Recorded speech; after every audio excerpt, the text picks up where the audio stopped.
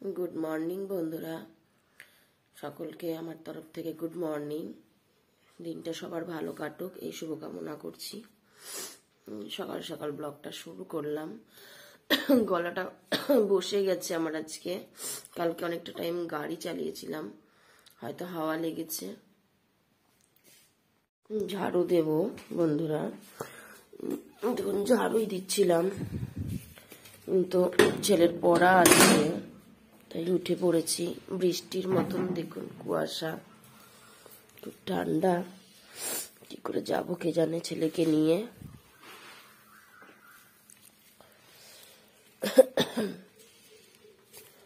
খুব ঠান্ডা, দেখুন সব ভিজে রয়েছে কুয়াশায়।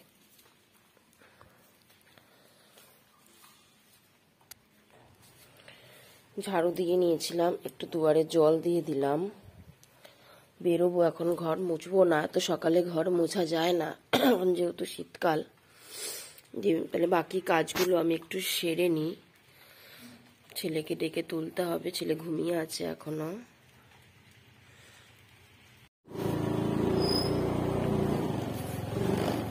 ওরে বাবা রে, আজকে তো সেই কুয়াশা রে, আজকে তো কিচ্ছু দেখতে পাচ্ছি না।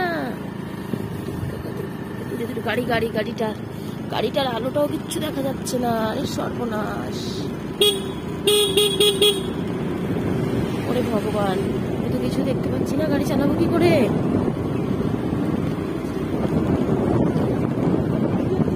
হ্যাঁ,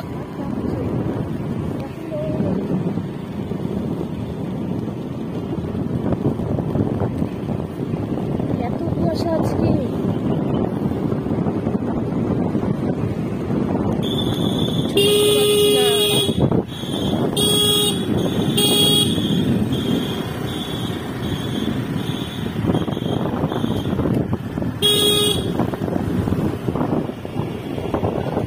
রাস্তাঘাটে কেউ নেই।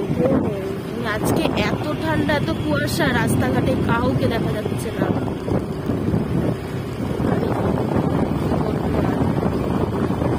বাবা এত শীত যে ভগবান দিচ্ছ, অতটা বরফ ফেলে দাও না, তাহলে তো মানালি ফিলিং চলে আসবে।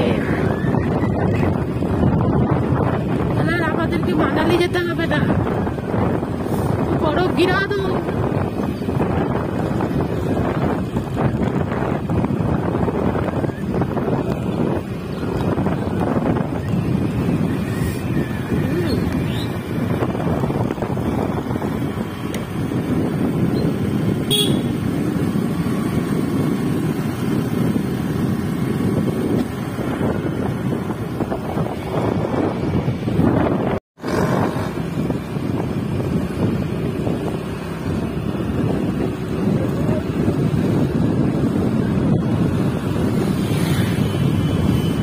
দেখা যাচ্ছে না, বাপরে বাপ, এত অন্ধকার। এর মধ্যেও আমাকে বেরিয়ে আসতে হয়। প্রতিটা বাড়ির, আমার মনে হয় অনেক বাড়ির বউরা এখনো শুয়ে আছে, আর আমি কোথায় চলে এসেছি। ম্যামের বাড়ির রাস্তায় ঢুকে পড়লাম। ম্যামও উঠে যায়, যেহেতু টিউশন থাকে।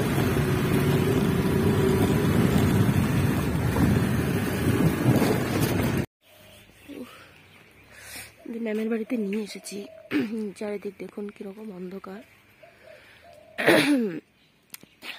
গাছপালা সব ভিজে আছে। এই দেখছেন, এটা গাছের পাতা পুরো বৃষ্টির জলের মতন ভিজে আছে।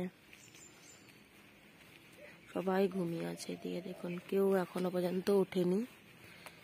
প্রতিটা বাড়িতে কেউ এখনো ওঠেনি, এত ঠান্ডায়। ম্যামের বাড়ি এটা।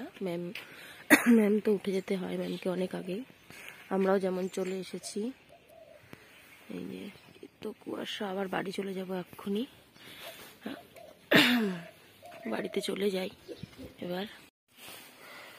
ছেলে স্কুলে যাওয়ার জন্য রেডি হয়ে গেল, এখন বেরিয়ে পড়বো আমরা। এই যে পড়ার থেকে নিয়ে এসেই রেডি হয়ে গেছে। আজকে যেহেতু মঙ্গলবার, তো আজকে হচ্ছে ছেলের স্কুলের গেম আছে, তার জন্য জার্সি পরে যেতে হয়। বাবা শুটা দেখে পড়েছো তো? হ্যাঁ, ঝেড়ে পড়ো। রেডি হয়ে যাচ্ছে, বেরিয়ে পড়বো এক্ষুনি। খুব ঠান্ডা বলে এভাবে যাচ্ছে, দেখুন নাক টাক সব ঢেকে যাচ্ছে, খুব ঠান্ডা। তা হচ্ছে ঘরের লাইটটা অফ করে দেবো। যে ছেলে বেরিয়ে পড়লো, আমিও যাব। ছেলে নিজেই গাড়িটা ঘুরিয়ে নিচ্ছে। দেখি বাবা, তুমি লেট হয়ে যাবে।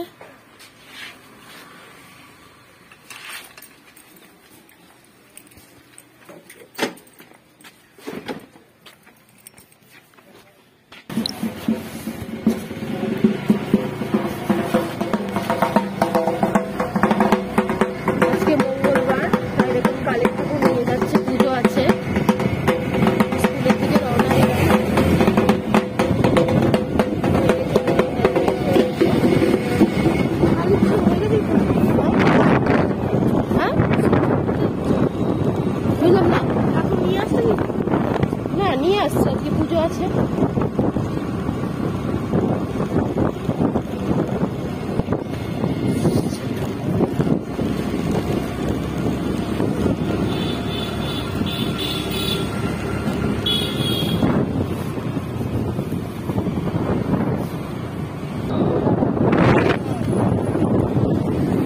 জায়গাটার নাম হচ্ছে গোদাডাঙ্গা। আমরা এই গোদাডাঙ্গার মধ্যে দিয়েই যাবো। এখানে আগে সবাই, এটা গভর্নমেন্টেরই একটা জায়গা আছে, সব কাঁচরা ফেলে আর এখানে জৈব সার তৈরি হয়। এই যে এখানে জৈব সারের ফ্যাক্টরি, এটা দেখুন সবাই কাঁচরা ফেলতে পারে, নোংরা ফেলতো, সেটাকেই এখন পাঁচিল দিয়ে ঘুরিয়ে দিচ্ছে যেন ময়লাগুলো বাইরে না আসে। সেই কাজগুলোই চলছে এখন। এখানে দেখছেন যত কৃষ্ণনগরের যত নোংরা হসপিটাল যা যা আছে, যেখানকার যত নোংরা সব এখানে এসে ফেলে। গরু ছাগল হাঁস মুরগি যাই বলুক না কেন সবাই এখানে নিয়ে এসেই ফেলে। আর এত বিচ্ছিরি গন্ধ, কথা বলতে পারছি না।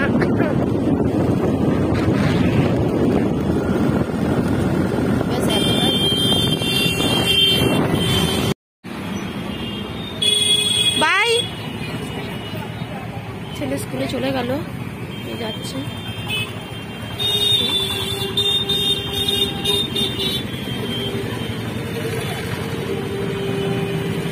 গেল ছেলে স্কুলে, সবাই প্রত্যেকে স্কুলে যাচ্ছে, বাচ্চারা সব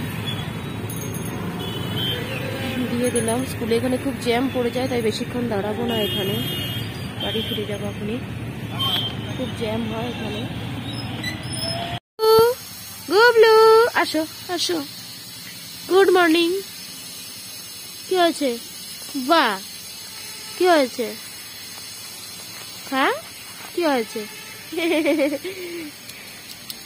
কি করেছে? চলে যাচ্ছ? চলে যাচ্ছ গুবলু? খুলেছে দরজাটা, খুলেছে? বাহ, চলে গেল গুবলু। আমি বাড়ি চলে আসলাম। আর পারছি না, সকাল থেকে এত ছোটাছুটি, আর পেরে ওঠা যায় না।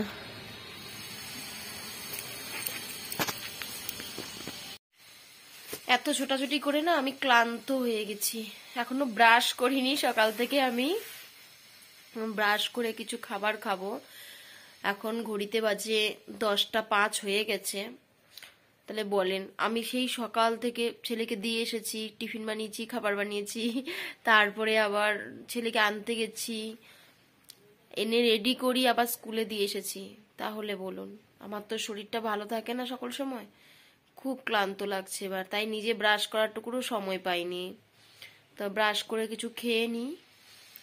তো দেখতে থাকেন। আর সারাদিন আমি কি কি করতে পারি আর কি কি করব আমি নিজেও জানি না। আমি কি কি করতে হবে আমাকে। আবার ছেলের ছুটি আছে 4:45-এর সময়, আমাকে 3:30-এর সময় বেরিয়ে যেতে হবে। স্কুল অনেকটা দূরেই, আমার বাড়ির থেকে প্রায় 3-4 কিলোমিটার মতো, 4 কিলোমিটার তো হবেই, 4 কিলোমিটার। তো আবার আনতে যাব। তো সঙ্গে থাকেন বন্ধুরা। ছেলেকে দিয়ে সে রান্নাটাও প্রায় সেরে নিচ্ছি। রান্নাটাও প্রায় হয়ে যাচ্ছে। ছেলে একটু চিকেন খাবে বলছিল, তাই আসার সময় একবারে নিয়ে আসলাম। তো বেশি আনিনি, অল্প করে এনেছি। মানুষ আমি আর ছেলে বাড়িতে, ওর বাবা তো সেই এখনো 2-3 দিন পর বাড়ি আসবে, তাই বেশি আনিনি। রান্নাটা হয়ে গেলে আমি দুটো খেয়ে নেব, তারপরে বাকি কাজ সেরে নিতে হবে। গরম জল বসিয়েছিলাম, গরম জল হয়ে গেছে, গরম করা একটু তরকারিতে দেব।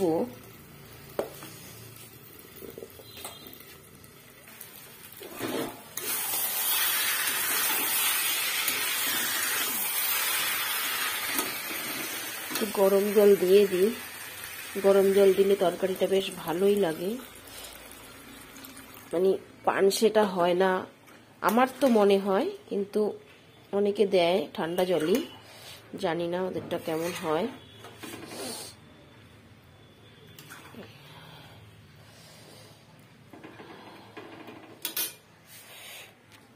তরকারিটা একটু ফুটলেই নামিয়ে ফেলবো, নামিয়ে খাওয়া দাওয়াটা করে নেব। ছেলের ছুটি হয়ে গেছিল, ছেলেকে স্কুল থেকে নিয়ে চলে আসলাম। চলে এসে গাড়িটার তেলটা ভরতে হবে, তাই তেল পাম্পে ঢুকে পড়লাম। তেল ভরা হয়ে গেল, এবার আমি বাড়ির দিকে রওনা দিচ্ছি। আমি বাস স্ট্যান্ড হয়েই বাড়িতে যাব আজকে। দেখুন,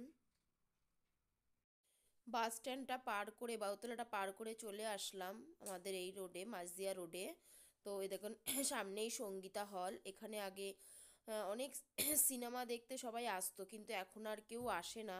আমিও আগে একসময় কলেজে যখন পড়তাম তখন এসেছি এক আধবার, তো এখন আর সেরকম লোক হয় না, এখন মোবাইলের যুগ হয়ে সেরকম আর কেউ আর আসে না। তো এই যে চলে আসলাম এই কারবেলা মাঠের এখানে। তো কারবেলা মাঠের এটা কারবেলা মাঠ, এখানে একটা কালী পুজো হয়, রক্তজবা কালী পুজোটা খুব বড় সড়ো হয় এবং সারা মাঠ জুড়ে হচ্ছে মেলা বসে। আমরা সবসময় আসি প্রায়ই, মানে যখন পুজোটা হয় তখন আমরা আসার চেষ্টা অবশ্যই করি। এখানে কত সুন্দর একটা ঠাকুরের প্রতিমা রয়েছে দেখুন। পুজো হবে রাত্রেবেলায়। তো চলে আসলাম, এটা রাধানগরের উপর দিয়ে এবার চলে যাচ্ছি বাড়িতে। এটা কৃষ্ণ মাতার মন্দির, মানে হচ্ছে রাধানগর বারোয়ারি তলা ওটা। আর হচ্ছে এখানেও একটা তেল পাম্প আছে সামনে, কিন্তু আমি এখান থেকে তেল ভরি না। তো আমি ওই দাদা বৌদির ওই পাম্প থেকেই তেলটা ভরি, ওখানে তেলটা বেশ ভালো দেয়, গাড়ির সার্ভিসিংটা ভালো পাওয়া যায়। দেখুন এই চলে আসলাম রাধানগর পার করে। এই যে টিভি টাওয়ার, এটা একটা টিভি টাওয়ার। তো এইখানে রাস্তা ধরেই আমি সামনে গোদারাঙ্গা সেই রাস্তা ধরে চলে আসলাম। এটা হচ্ছে প্রতিভা ক্লাব, যেখানে 52 ফুটের জগদ্ধাত্রী পুজো হয়, খুব ফেমাস, সবাই আসে, আশা করি সবাই দেখতে। আর সঙ্গেই রয়েছে একটু শিশু উদ্যান পার্ক। তো আজকে এই পর্যন্তই বন্ধুরা, টাটা, সবাই ভালো থাকবেন, টাটা।